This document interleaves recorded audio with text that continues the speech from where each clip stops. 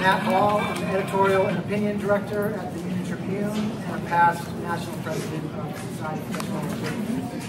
Thanks for coming. And I'm Jade Hindmon, co-host of KPBS's Midday Edition, and just going to do my best to use my outside voice here. Can you guys hear me all right? Okay, good deal. All right. I'm Andrew Dyer. I'm a military reporter at the San Diego Union-Tribune. I've also covered a lot of stories about local extremists in and around San Diego. Hi everyone, good crowd. I love to see all these faces. My name's Tania Thorne and I cover North County for KPBS News. My name is Brooke Binkowski and I am a debunker and former reporter. I run a site called trutherfiction.com where we deal with, any kind of weaponized disinfo narrative you can imagine. In my previous life, I was a border reporter, which informs a lot of people. Okay, this is a 45-minute panel, and we're going to try to save like 10 minutes at the end for questions, so please save your questions then. Let's get started. So we're talking about white supremacy movements today, and white supremacy in general. Of course, this is nothing new. This has been around for a very long time, and San Diego actually has pretty deep roots with white supremacist movements.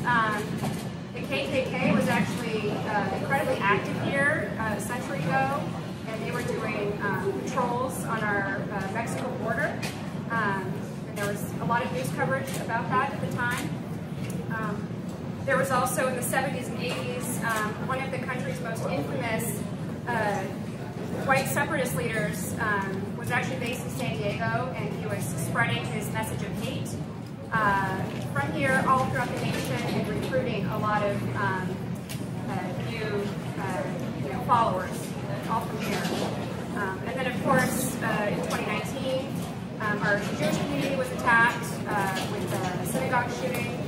I was a reporter at that point, and for someone who had not really covered white supremacist movements before, that was when me and reporters like me really had to all of a sudden dive in, and that's been a challenging, and I've been experiencing for me personally, and we are really in a moment right now.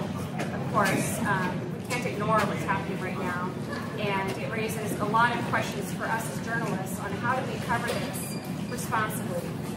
So that's really what we're going to be talking about today. So let's turn to the panel. This is probably a question that each of you can answer in your own way. So whoever wants to take it first. What makes covering white supremacist and national movements unique, especially right now in this moment that we're in? Okay.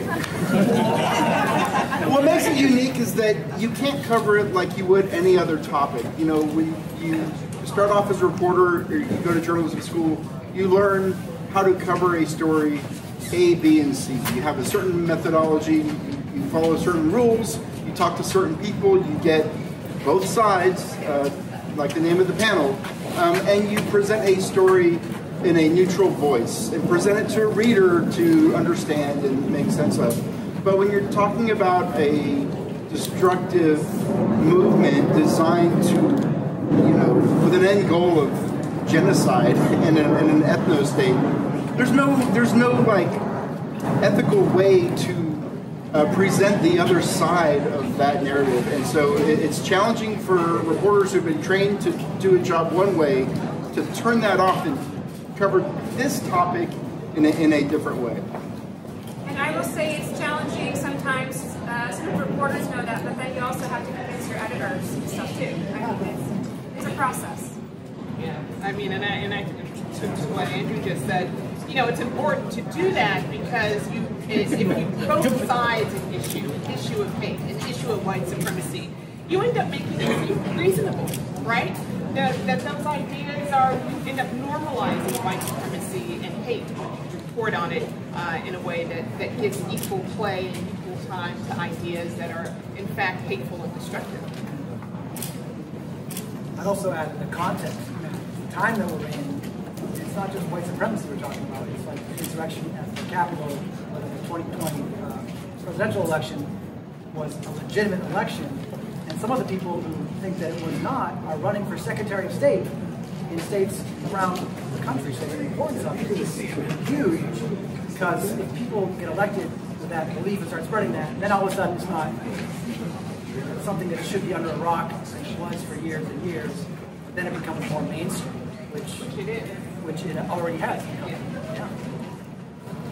I could add that I think what makes it really unique is that we're starting to see it really present itself in various platforms. You know I cover North County, and so I'm starting to see it in school board meetings and city council meetings, and so taking those issues and trying to cover them, but also speaking to the right people and what evidence we use and who the experts are that we use in our stories that we put out. And one of the biggest challenges of all is that this is the cultural foundation that undergirds a lot of our civilization and our history as a country, as a nation. And so this is culturally curated, and it's very well it's very well thought out in a way. It's sort of like a PR campaign, a disinformation narrative of its own. But it's made to appeal to one set of people demographically, which is white people. And so it's basically saying to white people, you are the best, you are at the top of the heap, you deserve to be ruling everything. And that is a very seductive message for people. And it's very, very difficult once you've sort of bought into that mindset to unreel yourself from it. And that is a challenge that a lot of reporters have not approached. A lot of editors haven't even considered approaching. A lot of white reporters, a lot of white editors. And that is a major, major pitfall, because it's so easy when everything's just mainstream to go with what the mainstream argument is. But if that argument is wrong, if the conventional wisdom is not right, if it's not accurate, it's unacceptable. So it's very difficult sometimes to go up against what everybody else is saying, what the conventional wisdom is, what your history is, what your family's history is. It's really, really difficult to push back against that and to say, hey, this isn't right. And that's a challenge that is very unique to covering white supremacy in particular. It's very easy for a lot of people to just be like, okay, well, I'll just let this go just this once. Okay, maybe next time I'll cover it the right way, because those battles are really, really hard to fight. So in short, it's like white supremacy is the biggest challenge to covering white supremacy. Well,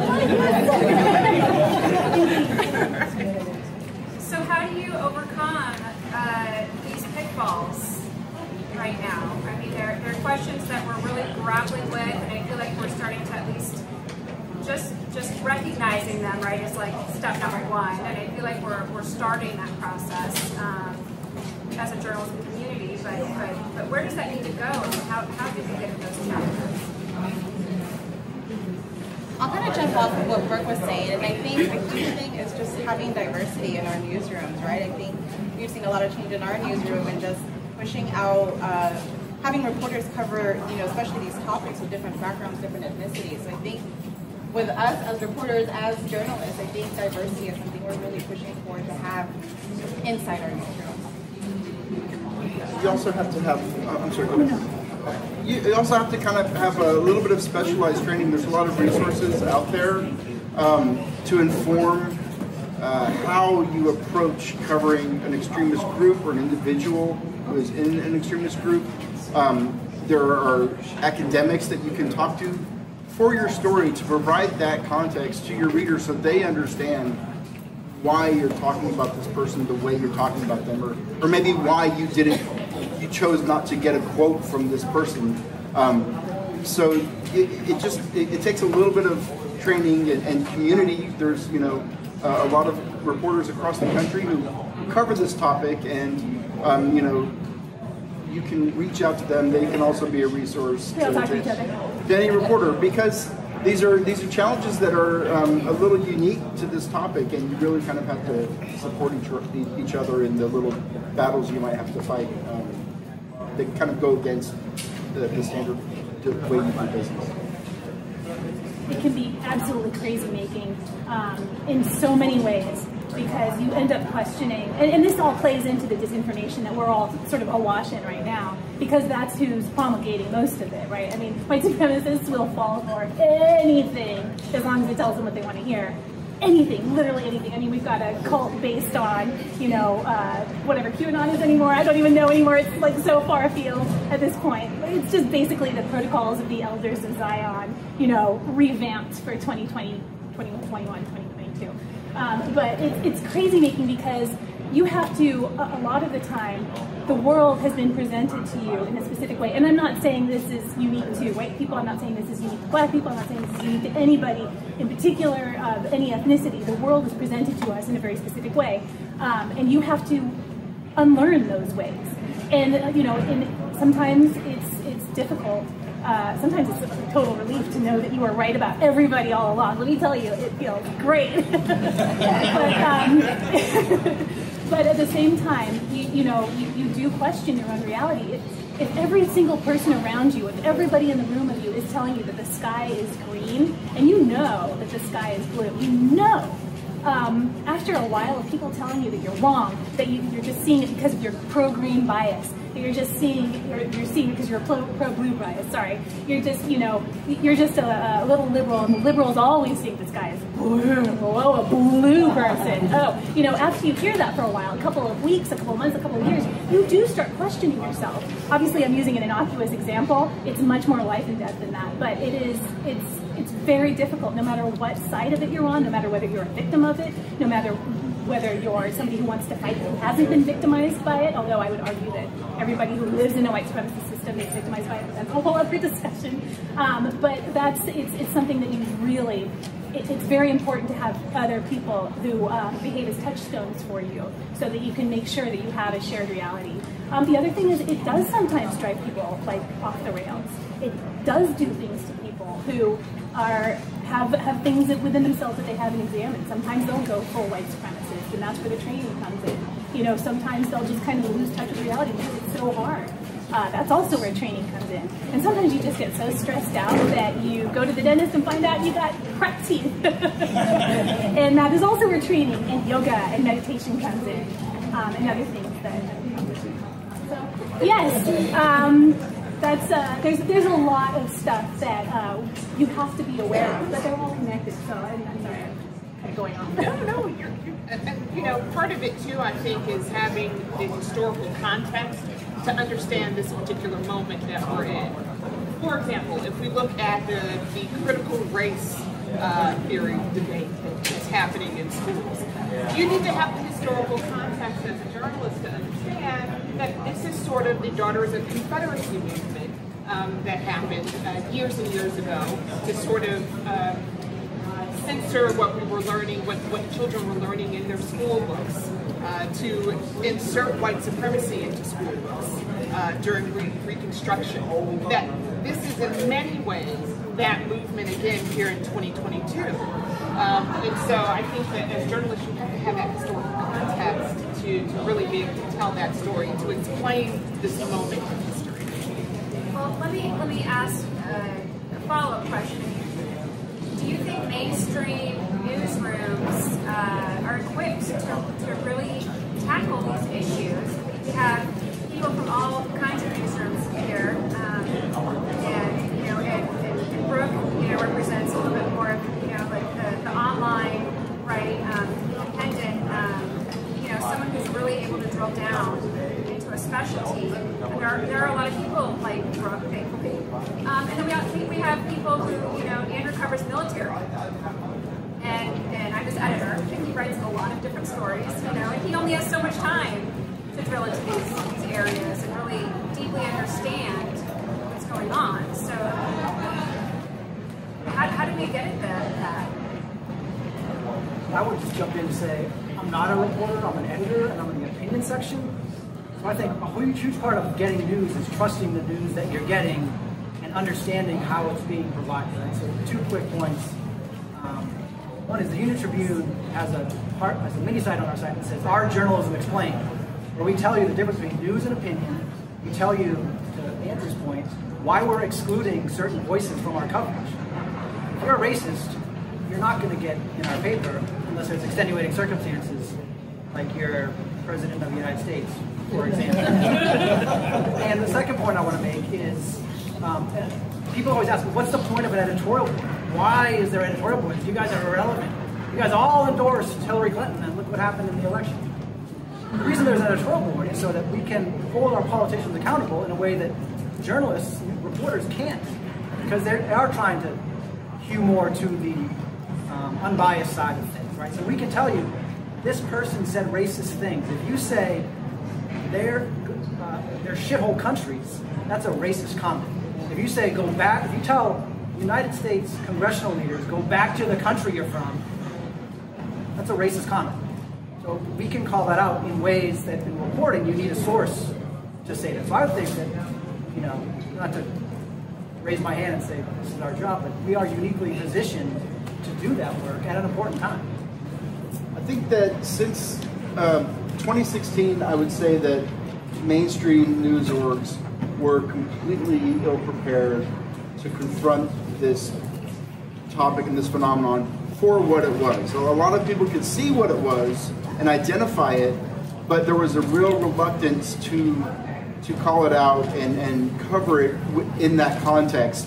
I think where we're at in 2022 is a long way from 2016, and I would never say that it's good, but it's definitely better than it was, and I think that you see newsrooms create a separate beat on this topic and really get that subject matter expertise in those positions to cover this with the right context. And in 2016, that just didn't quite exist yet. And what happened in 2016? Donald Trump was elected president. And Charlottesville? Charlottesville was in 2017. Definitely the Unite the Right rally, too, in Charlottesville, Virginia. A white nationalist drove his Dodge Challenger into a crowd of protesters. Yeah. But I think that was the election, and then followed up by Charlottesville was definitely, I think, the points of where it really changed the way we think about and talk about this stuff. No, I think we've definitely gotten better. I mean, you know, Brooke's job, for example, she covers, this is her beat, where a lot of newsrooms, we don't have the bandwidth to just dedicate, you know, one reporter to this, and we're having to leverage, you know, within myself that I cover North County, an education reporter, depending on where it presents itself. So I think we've gotten better. There's still a lot of work to do, but, you know, there's other outlets that really concentrate on this, and we're lucky that we do have that. You know, it's really easy for me to forget how far we've come. On a day-to-day basis, I pretty much lose my mind and pull my hair out. You know, I'm just like, nobody is listening. But one thing that happened recently that made me realize that's my despair is a little misguided, which, I mean, thank all the gods for that one, because boy, this has been a long few years. But I had somebody contact me and say, hey, I'm looking for examples of disinformation campaign utilizing video that isn't immediately debunked by readers or reporters. And I'm like, oh yeah, no problem, they're everywhere. And I went looking, and I realized I couldn't find any because people are on the ball now. They are debunking stuff in real time. They're doing it, you know, they're following the models that disinformation specialists and debunkers were like begging them to follow. And it's wonderful to see. I'd love to see more. I mean, I want to see certain people run out of town on a freaking rail, to be quite honest. But you know, I'm very ambitious in terms of consequences for people I consider to be bad people. But things are changing for the better. Well, I don't know about the better.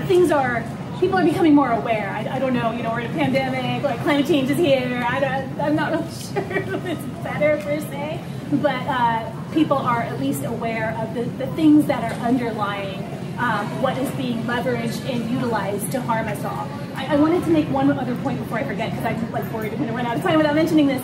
There's this concept called resilience targeting.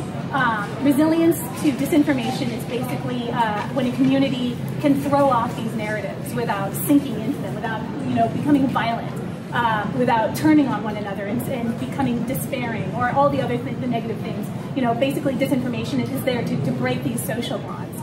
The ability to reform those social bonds or not have them threatened by disinformation narratives is called resilience. It's also a term in climate change as well. It's related. That's why it's the same term. Resilient community can spring back after a disaster of some sort, whether it's emotional or physical or factual or geographic or whatever. So resilience targeting is the concept that is being utilized in disinformation campaigns now. Resilience targeting it targets a community's ability to bounce back. You see that in school boards, you see that in the military, you see that in law enforcement, you see that education across the board. You see that with news organizations and reporters as well, because we get targeted so much. We get death threats, we get smeared, we get rumors spread about us. We have people saying that they did things with us that aren't true at all, or to us, or whatever. I've been surveilled like by freak shows for years, and it was very uncomfortable when it happened. So, all these things happen that threaten our resilience as a community, and we have to be aware of that and take steps to address it and become more resilient within ourselves as individuals and within ourselves as a community. And, the climate change thing, I'm going to leave that to other experts and try not to fall off my chair. Well, that actually goes to my next question, not climate change, but just from the last panel, doing this kind of work as journalists can be dangerous. Physically, but also emotionally, right? I mean, how do you guys protect yourselves when you're confronted with this kind of work?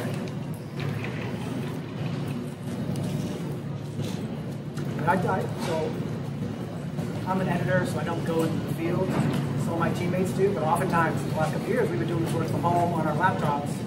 That does not protect us because the number of trolls and haters who have easy access to your social media or the comment section or via email or your phone messages is high. And especially reporters at UT who cover issues like immigration or talk about some of the white supremacy movements, which, as Kristina pointed out, hail from parts of the San Diego. It can be really toxic. And what I tell my teammates is, if you feel in any way, it's what Steve said, in any way uncomfortable, tell me, tell HR, there's a number at the UT to call if you feel like you're, being threatened. And as he said, the Las Vegas Metro Police Department got involved. If it escalated, the police department here would get and protect you, I hope and I think. It has. It has. I mean, I don't want to tell some of the stories, but yeah, I mean, some people on my team have gotten death threats, so it's real. In terms of protecting my mental well-being, self-care is important. And protecting my privacy is important too. Occasionally, you'll social media accounts will be, you'll be attacked by trolls there, and so it's important to just sort of to lock those accounts down to prevent that from happening. But it's something you just have thick skin. Because for me, sometimes whether I'm covering something that has to do with white supremacy or hate, or whether it's something as, every day as, rain is coming. I'm up for attacks from racist trolls. So it's just, you get thick skin, you take time to do self-care, and you protect your online environment and your family the best way that you can. Yeah, apart from the practical and physical side, so there's services that can help, like delete your personal information from those paid websites that people use to background you. But the fact is that if somebody is motivated to find your address or whatever, like they can find it. So you just have to be aware of the risks there, and then proactively take any threat, no matter how mundane or off the wall it might seem. Like let your bosses know that it happened and get it documented. But for mental well-being, you just have to draw a line. I got really into soccer, watching sports and stuff. So when I'm not at work or when I'm done and I'm on my free time, I completely mentally separate myself from. At least I try to, from the work and enjoy my hobbies and free time and my family as much as I can, because there are places online where these conversations happen all day, every day, and you can fall into these rabbit holes of just reading the worst thing you've ever read, and then the next thing is even worse. And you can just sit there all day scrolling through these forums and reading just the absolute worst stuff that you can imagine. And you have to be able to come up for air. Yeah, I think the mental health, your mental health state is really important in protecting it, and just that separation between work and, okay, I'm off the clock, I get to be with my family, enjoy hobbies. And I have a funny story. I recently interviewed a veteran reporter. He covered politics, very, very famous. I don't want to say his name, but I interviewed him on a separate story. I don't want to say it because, so I interviewed him about virtual reality at a senior home, and so he was my subject. I'm like, oh, cool, there's virtual reality in this senior home. And so I think it was his turn to be in front of the mic, like I'm interviewing him about the virtual reality. And the whole time, all he could talk about was all the stories he covered back in his day. But they were all like negative, sad stories. And I looked at him and I'm like, is this my future? Like, I don't want this to be, like, this is really depressing. I'm sitting in this really nice senior home, and all he could talk about was the bad stories and the deaths and the politics. And I think with us as reporters, is having a balance on what we cover, and I think maybe that's why it's not a beat in our newsroom, right? I think maybe cover the heavy stuff, but also balance it out with fun stories. I think there's really fun, touching stories that we've all done that just reassure that this is why we do this. No.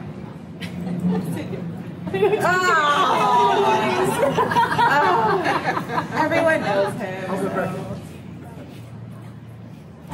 So about my methods, because I'm part of a smaller newsroom, I have there's only a very small handful of us, and we're very, because I run it, it's not very hierarchical at all. We just kind of do everything by,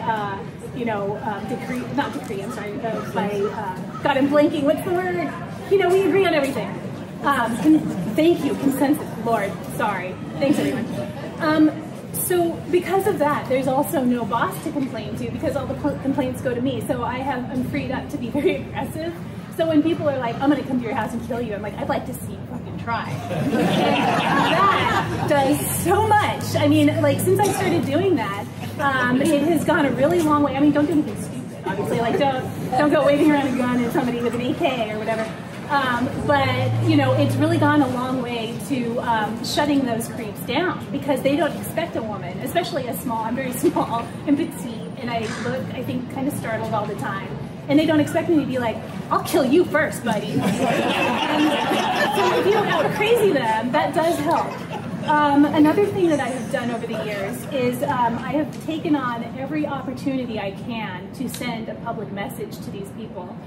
So for example, I got to be the expert witness, or one of the expert witnesses in the Alex Jones trial. And when those go the way I want them to go, I publicize it. I'm like, this is what I do when you make me angry. And it's really, really effective, as a matter of fact. Talking trash back to people who want to talk. A lot of what they do depends on psychologically destroying us. And if you psychologically destroy them before they get the chance to do it, it's not only very satisfying, it's also very wholesome. It's good for the country. It's good for the world. It's good for the environment. So, I'm a big fan. I also know that not everybody can do this, so I do it because I have a terrible personality, and it feels really good to have shit on all these people who deserve it. And I also garden. I garden too. Well, and I think there is some power, and I've seen a lot of female journalists, I feel like, doing this a lot lately. I mean, we're always getting emails and being attacked for all kinds of stories, but a lot of journalists feel like, it's taking the power back a little bit by publishing those horrible emails that we get on Twitter and saying, look what this reader just called me and told me and how he threatened me. So there are a lot of people that are doing that, and that is kind of what you're doing. Shame. Okay.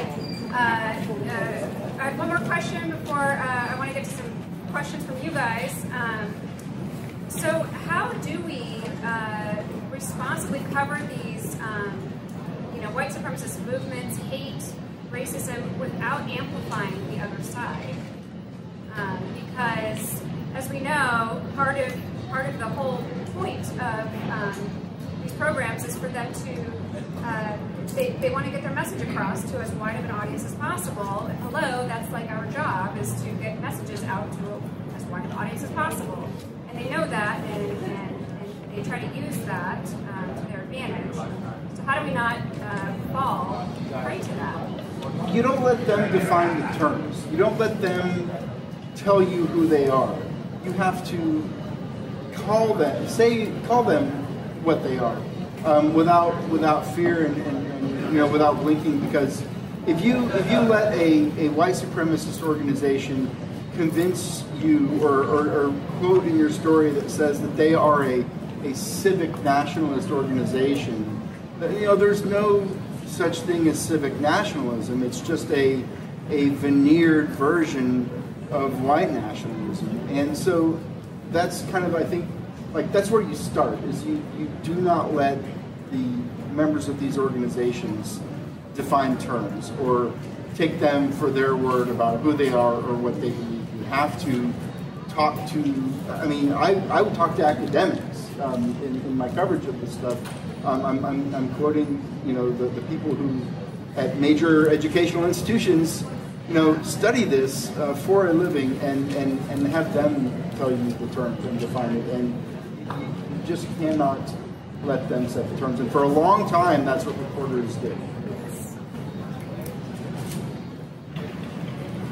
I mean, yeah, no, go ahead. No, I mean, just going to add to that, I think the ability to identify these groups for who they are, to be able to say something is racist, to be able to say something is Islamophobic, and to identify it and find it in the stories, and to know who to talk to about what that is also very important. Because again, if you can't, and I will use 2016 as an example. I'll even use, when Donald Trump said shithole countries. A lot of news organizations said that's racially charged, racist rhetoric, or, instead of just saying it's a racist statement. I think it's important to have the historical context, to be able to identify racism, to be able to identify white supremacy in order to cover these stories. Yes, context and history, particularly recent history, is key, and also not letting them define the terms. And also, they are going to email you, and they're going to have all their friends email you. They're going to call your editors. They're going to have all their friends call your editors. They're going to send letters. They're going to send death threats. They're going to say you have an unforgivable left-wing bias. They're going to say, oh, you're just a libtard. They're going to say, I don't think they like white people. They always say that. They have always said that. Ignore them, laugh at them, mock them. If you're in a position to get emails from them or letters or whatever from white supremacists saying, oh, liberal bias, then you are in a position to tell them to get stuffed. But seriously, this is what they do. I have always been very active in the online circles. I was an early adopter of the online world in the 1980s. I was a big old nerd. And it was here in San Diego, and there was a white Aryan resistance BBS that started in 1986, right? And they would always come and try to infiltrate my online world and try to recruit people, and we would kick them off. And you know what they would do every time we did that? They would write us, and they'd say, your unforgivable liberal bias just shows me that you don't like white people. The same exact craps. And this was starting in the 1980s when I first got online. It had already been going on. This is what they do. This is what they say. Mock them, ignore them, laugh at them. Well, no, don't ignore them, actually. Call them out. Call them out. But don't let them get a rise out of you, because that's what they want to do. And I'd also add, a lot of this work falls to you all to choose the news outlets that you value that do some of the stuff that's just been said. Right? Like, our editorial board does not identify mass shooters. In news stories, they'll say, they'll name the shooter. There's a movement called Notoriety. Thinking is, they want attention, don't give them the attention. Stuff that flame out. So we do not name them. We made a point of writing an editorial about it. We actually blacked out the names of all the shooters and said in the last sentence, like, okay, you didn't read a single name. Did it matter? Put the thought process on you guys. But the work that is involved in consuming news is huge right now. And so, like, a real quick example, because I know you want to take questions from you guys. Rather than choose an outlet, choose reporters to follow. Brooke and Andrew, when people talk at county supervisors meetings, for example, and they are from some of these movements, someone might make the mistake of calling them a concerned citizen because the reporter didn't know any better. Whereas if you follow the Twitter feeds of Andrew and Brooke, they will in real time, if they're watching, they happen to be watching that meeting. Speaking of mental health, don't watch those meetings, you guys. If they're watching that meeting, they will say, no, this person is from this organization, here's all this, and they will show you, because they're good reporters, the background that lets you know that they're not just saying this. These people are really bad people tied to bad organizations. So it's a lot of work to be done. It is, and I'll add to that and say that, much of what these movements or these organizations espouse, it's cloaked now, right? There's a level of sophistication to how they're getting their messages out. A lot of the white nationalist movements, a lot of it is cloaked in patriotism and pride. And so when I'm talking about being able to identify what white nationalism is and what racism is, that's why it's so important, because it is cloaked in conservatism and patriotism now, as it's kind of always been. Yeah, there are no new ideas in this movement. None of this is new. They haven't had a new idea in 150 years. Since 1936. They definitely, and the people in this movement, they see themselves as being involved in an information war, and you see these shifting narratives and this cloak as part of that. You just have to be willing, equipped to see that for what it is, and then understand what it is we're seeing. That this is a constantly moving target. Okay. I think we have time for a few questions. I saw you raise your hand first. It's simple, but it's complex. And I just want to give quickly my background. I was an anthropologist but it was described as only, you could only spend like 13 minutes when I was but and if I wanted to study Can you repeat the question? Okay, the question will be at the end. I'm just going to give a little background. So I became an elementary school teacher because I couldn't figure out for the university. So I became an elementary school teacher. Okay, so I'm reading about the postal workers, which applies to history of the post office. There's such a called postal, which describes military part of that was they had to get rid of the military preference because a lot of people actually had access to guns and stuff. Then as an elementary school teacher, the school shooter issue, which is saying that school shooters are most often kids that went to your school, so you're at risk, and the idea of understanding the people that are doing this, so carrying that over to the white supremacists, this is a controversial question, is there a way for white people to organize as a group that is not threatened? In other words, okay, there's Irish organizations, there's individual folklore groups that you study. So is there a way for them to organize without being racist? So what's our question? That's the question. Is there a way? She wants to know if there's a way for white people to organize without being racist. Oh, well, if everybody's organizing according to a smaller group because they can't identify with humanity, then is there a way, in other words, is there a way to help these people, just like you would a student who's screwed up in your classroom and say like, okay, you don't want to be bullied so you don't come and shoot. I see what you're saying. So is there a way to do that in this? That's my controversial question. I have a controversial answer. The way to stop these sorts of things from happening, these sorts of mass casualty events, is these are acts of entitlement. These are acts people feel entitled to others' lives. So consequences for some kind of shitty action up to that point might help. I'm not an expert in such things, but I have found that these, 9 times out of 10, the people perpetuating these types of mass shootings, the very specific type of mass shootings, have, reams of writing, like white supremacist writing, incel writing, which is basically the same thing. Misogyny and white supremacist movements go hand in hand. So, there's all these people saying, oh, well, how could we have intervened? They're very troubled. No, they don't need an intervention. They do, but they need consequence. They need to be told that their behavior is not okay, that they don't have the right to other people's lives. And that's all I got. I'm sorry. There are other more complicated ways to deal with this that I am not qualified to discuss. I'm sorry. That's all I got. Let's get another question. Yes, sir.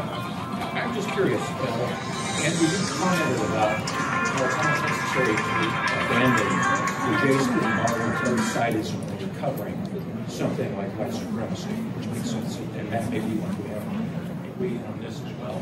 I'm curious what sort of editorial discussions occur when it's something more nuanced. For example, Trumpism and the lies that support that.